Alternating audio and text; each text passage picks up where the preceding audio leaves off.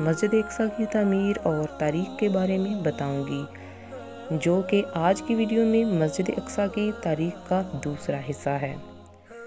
پیارے دوستو، بات کرتے ہیں مسجد اقصیٰ کی تعمیر کی۔ تاریخ بتاتی ہے کہ حضرت عمر رضی اللہ تعالیٰ عنہ 14 ہجری بمطابق 636 میں اپنے دور خلافت میں فتح کے بعد یہاں تشریف لائے اور رسول اکرم صلی اللہ علیہ وآلہ وسلم کے سفر معراج کی منزل تلاش کی اور اپنے مبارک ہاتھوں سے اس جگہ کو صاف کیا اور وہاں مسجد کی تعمیر کا حکم دیا۔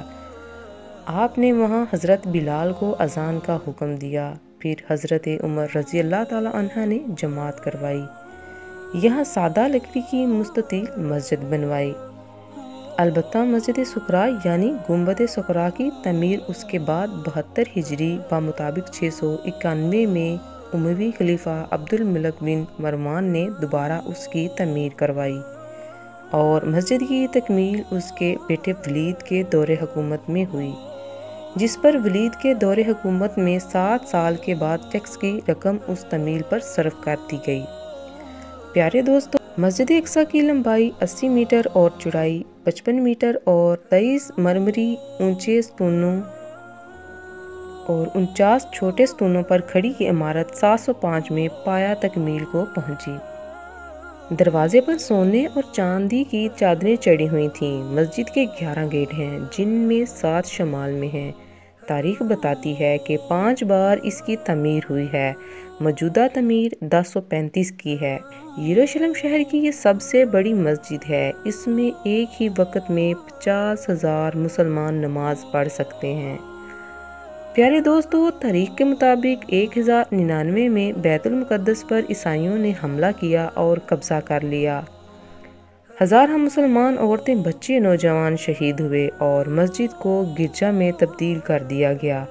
بعد میں اس کے کئی حصوں کو رہائش گاہوں میں تبدیل کیا گیا۔ پھر 12 اکتوبر 1187 میں ایک عظیم الشان موقع آیا جب مسجد اقصیٰ عیسائی قابضین سے واپس لے لی گئی۔ یہ عظیم کامیابی سلطان صلاح الدین ایوبی کے شہر کو فتح کرنے پر ہوئی۔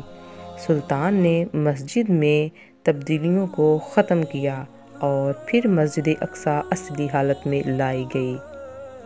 مسلمانوں کے مسلسل ایک ہفتہ سے پانی اور عرق گلاب میں مسجد کو غسل دیا گیا۔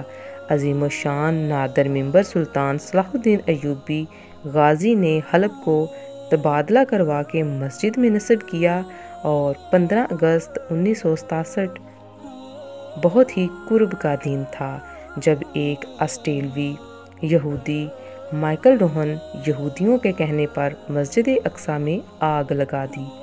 تقریباً 4 گھنٹے تک آگ بھڑکتی رہی، جس سے جنوب و مشرقی چھت شہید ہو گئی اور سلطان کا نادر یادگار ممبر بھی جل گیا۔ سیاہ روہن کو گرفتار کر کے معمولی سزا سنائی گئی۔ پیارے دوستو، آپ کو بتاتے چلیں کہ مسجد اقصیٰ اور مسجد صغریٰ کے قریب قبرستان ہے، جس کی بڑی اہمیت ہے۔ مدینہ منورہ کے بعد یہاں دفن کرنے کو ترجیح دی جاتی ہے اور قبرستان کے دروازے کو متنازع کہہ کر بند کر دیا گیا۔ عیسائیوں کا کہنا ہے کہ انہی دروازوں سے مسیح علیہ السلام داخل ہوں گے۔ یہودیوں کا عقیدہ ہے کہ اللہ تعالیٰ یہاں ہوئے دفن لوگوں کو بخش دے گا۔ یہ قبرستان مسلمانوں کے لیے مقدس ہے۔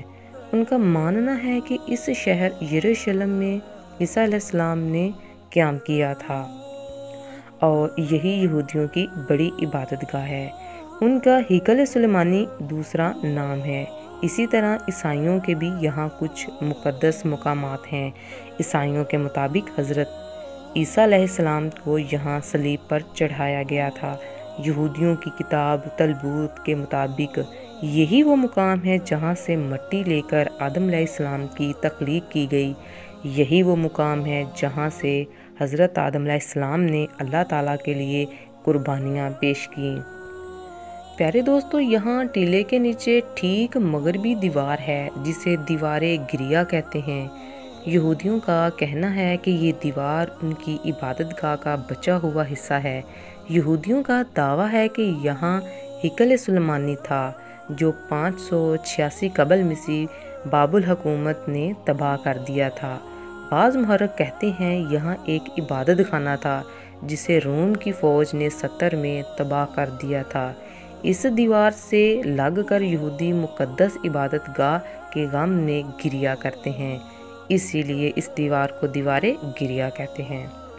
پیارے دوستو، آپ کو بتاتے چلیں کہ حرم کے وسط میں ایک مخروطی گنبد صخرا ہے۔ حرم کے چاروں طرف حجرے ہیں۔ شمالی دیوار کے حجروں کو عربی یونیورسٹی کہا جاتا تھا۔ جنوبی سمت میں عجائب گھر ہے جس میں مختلف نوادرات ہیں۔ مغربی دیوار سے منسلک ایک حجرے میں شریف حسین شریف مکہ مولانا محمد علی جوہر مدفون ہیں۔ اس کے مغربی دیوار میں دیوار گریا ہے۔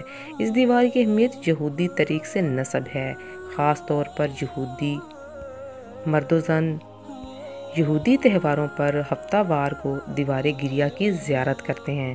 حالانکہ یہ دیوار حرم کی ہے اور اس کی تعمیر حضرت عمر رضی اللہ تعالیٰ عنہ نے اپنے دور حکومت میں کروائی تھی۔ پیارے دوستو، آپ کو بتاتے چلیں بنی اسرائیل کے جلیل القدر نبی موسیٰ علیہ السلام اپنی قوم کو لے کر برسوں صحرائے سینا میں پھرتے رہے۔ اس زمانے میں انہوں نے اپنی قوم کے لیے خیمہ عبادت نصب کیا۔ یہ خیمہ 45 فٹ لمبا، 5 میٹر چوڑا اور 15 فٹ اونچا تھا۔ حضرت جالود کے وقت یہ خیمہ ویسا ہی رہا۔ اس زمانے میں یہود اس طرف منہ کر کے عبادت کرتے تھے، گویا یہ خیمہ ان کا قبلہ تھا۔ پھر 48 قبل مسیح میں حضرت داؤد نے اس خیمہ کو بیت المقدس میں تبدیل کر دیا اور اس جگہ کا نام بیت العیانی یعنی اللہ کا گھر پڑ گیا۔ تب اللہ تعالیٰ نے حضرت داؤد علیہ السلام سے ہم کلام ہوئے۔ کافی عرصہ بعد حضرت داؤد علیہ السلام کے بیٹے حضرت سلیمان علیہ السلام نے اس جگہ ہیکل کی مستقل عمارت بنوائی جو 20 سال میں مکمل ہوئی۔ پیارے دوستو، تاریخ بتاتی ہے کہ بابل کے بادشاہ بخت نصر نے بیت المقدس پر حملہ کیا، شہر کی اینٹ سے اینٹ بجا دی، تبرکات کو لوٹ لیا اور کتاب مقدس کو نذر آتش کر دیا، ہیکل کو جلا کر راکھ کر دیا۔ یوں بخت نصر کے حملے کے بعد موسیٰ علیہ السلام کی یادگار، داؤد علیہ السلام کی نشانی اور حضرت سلیمان کی تعمیر کردہ عمارت صفحہ ہستی سے نیست و نابود ہو گئی۔ پیارے دوستو، اللہ پاک مسلمانوں کی حفاظت فرمائے۔ ویڈیو کے اگلے حصے کے لیے ابھی تک اجازت دیجیے۔ چینل کو لائک اور سبسکرائب کرنا نہ بھولیے۔ خوش رہیں۔ اللہ حافظ۔